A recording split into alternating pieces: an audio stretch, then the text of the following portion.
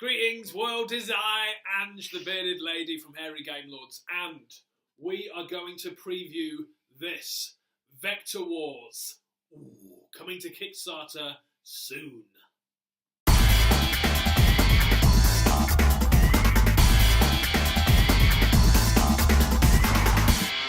Hipster King here. We've been playing Vector Wars second play this evening. It's new, coming out on Kickstarter very soon, so this is a preview. We've all really enjoyed playing this game, so I'm going to tell you a little bit about it.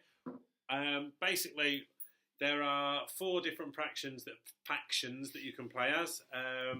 So this is the blue faction, which is your kind of classic battling faction. So they've got really good scores around the outside. Basically, you play on a grid, you place your cards down, and at some point you flip them over when you're attacking, and then it's just a case of matching the scores on adjacent cards, and the highest score wins. But there's a whole load of additions you can do. You can augment the whole card by placing one of the beautifully coloured matched dice, and they're really nice dice, nice patterns on the dice. Place that in the centre, and that increases the value of the whole dice. Or you can whole card. You roll it. You don't place it. Yeah, Pete rolls. You roll and then place the dice. Pete rolls cards. Thanks, guys. And then you can also add to there are 3 slots either side of the card that you can roll and add your dice to, which again increases the strength of that side, so that when you're attacking. Because this game is all about getting victory points. You gain your victory points if you look really carefully at the top of the card here. Depending on the rank of the different soldiers, you get different amounts of victory points. So when you defeat that card, you take that into your trophy, and those points will count up at the end of the game. I'm going to jump out now. James, the what's he called? Bearded Pilgrim. Bearded Pilgrim. Who I absolutely hammered if you watched the Facebook Live earlier tonight. We'll catch that back up, because it was nice to watch the fact that this beautifully balanced game, I managed to beat him quite significantly in. Although the end he did catch up well at the end. But we'll let him talk about some other things of the game. We really enjoyed this game. Just looking through the rule book, which is going to look a lot more pretty than this, but there's lore for those of you who enjoy stories behind the factions. We just call them blue and green and all that business. But we really like this game because you know the guy who's designed this is a mathematician, which I appreciate wholeheartedly as a statistician myself. Everything is balanced, so all of the teams have a completely equal chance of winning, which is why it's so bad that I lost abysmally. But you know that whatever you do, it comes down to your skill and a bit of luck, and it's really good because they are all asymmetric, and the 4 teams, I don't think they could play more differently.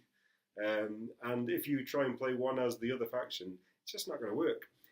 One thing that we've been really impressed by is there's quite a lot going on, just in the ways that you could have like one team against another team, and then, for example, blues against the reds is going to be completely different from blues against the yellows, and so on like that. And there's a lot going on that you could get inside this box for that, which is really cool. So, yeah, I absolutely loved this game, and just to point out, all of this is prototype, and so everything that you have seen so far is prototype and could change, become even better. So the artwork, we are big fans of the artwork, love the artwork, and the feel of the game is really impressive. It feels quite easy to pick up, but then also there's just loads and loads of strategy that builds and builds and builds. There's in the base set comes 2 free expansions. So one is the grid, which gives you extra points or extra victory points, those Zeta orbs at the end, if you have managed to complete the layout of the secret layout of your cards. And then there's Capture the Flag. If you finish the game with the flag token on your card, then you get 10 Zeta orbs, which could be the game for you. So some brilliant kind of like variants in there. It's recommended that you know the game really, really well though before you play with those variants. But what we like is the replayability on it. just the way that you can play different factions against different factions, and the way then that you can add in these additional things. So you've got a whole load of credits that's the kind of cash that you use in the game. You start off with 5, and through different cards and stuff like that, you can get more. Different factions are able to generate more than others, but then maybe their fighting ability isn't as strong as some other factions. And then there's the marketplace. Now the marketplace is just full of brilliant cards, and there are loads and loads and loads of cards with amazing artwork. This is the gravity well that allows you to move opponents or yourself around the board, and then there are just loads of great, and in the theme as well, that kind of like 80s sci-fi theme, all that artwork fits in so well. But there's loads of different upgrades that you can do. Some of these, like this one here, is free action, and then there are other ones that take an action to play them. There's also, on top of that, more upgrades as well that you can buy. So you roll a dice, and then you can put that around sort of like the placement of your character.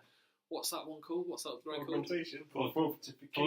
Fortification. So that one's the fortification, and then as Pete said, there's the augmentation where you roll it and put it on there. We really, really enjoyed the game. So final thoughts, chaps? Hello. Seamless. Perfect. I loved it.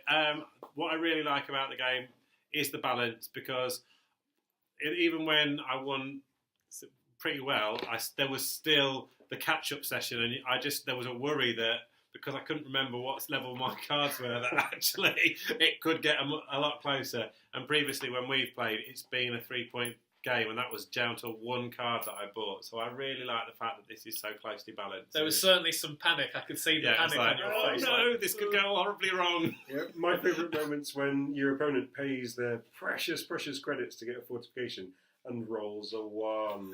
It happened a few times. Yeah. Best.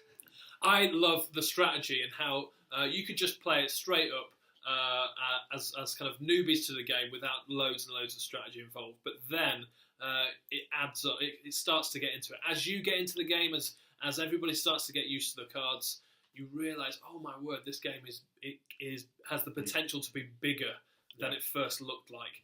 And that strategy really starts to ramp up. And obviously then the game starts to take a bit longer, but it's still good because it's still a lot of fun. Yeah. So this game is coming out to Kickstarter on the 9th of July. 9th of July. You need to put that in your diary. You need to back this game. It's going to be a brilliant game.